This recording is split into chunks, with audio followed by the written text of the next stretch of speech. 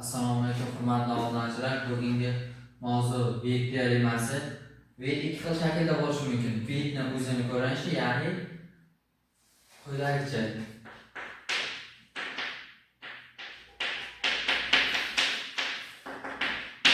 Yoki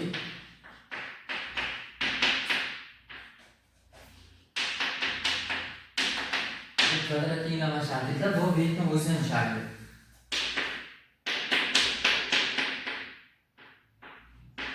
Yig'indisi minus ga teng bo'ladi, ko'paytmasi qo'lga teng bo'ladi.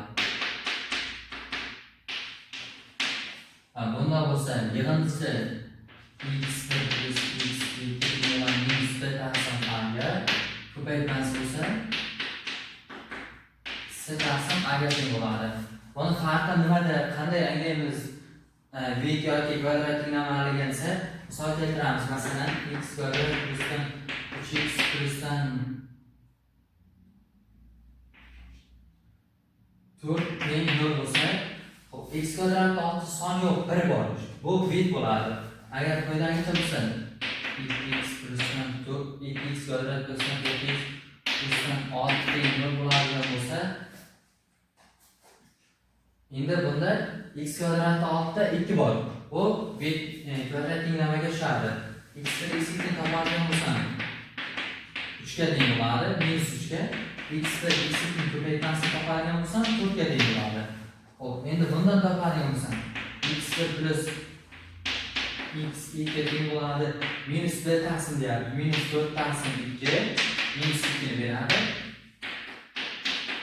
x2 c taqsim a deyapti. C taqsim c 6 ga teng, a 2 ga teng. Bu esa 3 bo'ladi. Quyidagicha hisoblaymiz. Ikkalasi beatda ham kvadrat tenglamada ham baribir bir xil chiqadi. Misolda javobi faqat ikki xil shaklda kelishi mumkin. Shuning uchun shundan foydalanamiz. Beatda ko'p qo'llaniladigan formulalardan biri quyidagicha x1 kvadrat plus x2 ning kvadrati deydi. Xo'p, o'rta kvadrat bo'lsa nima qilamiz buni? x1 plus x2 ning kvadrat minus 2 x1 x2.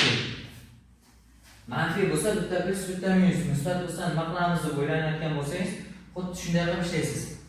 4-darajada bo'ladigan bo'lsa, agar kvadratning kvadrati, ya'ni x1 ning 4-si plus x2 ning 4-si bo'ladigan bo'lsa, x1 kvadratning kvadrati plus x2 kvadratning kvadrati qilib quyidagicha yoyib ishlasangiz bo'ladi. Shu kabi qiziqarli mavzularni o'rganishni xohlasangiz, Instagram va Telegramda Teacher Kamolning kanaliga obuna bo'lib qo'ying.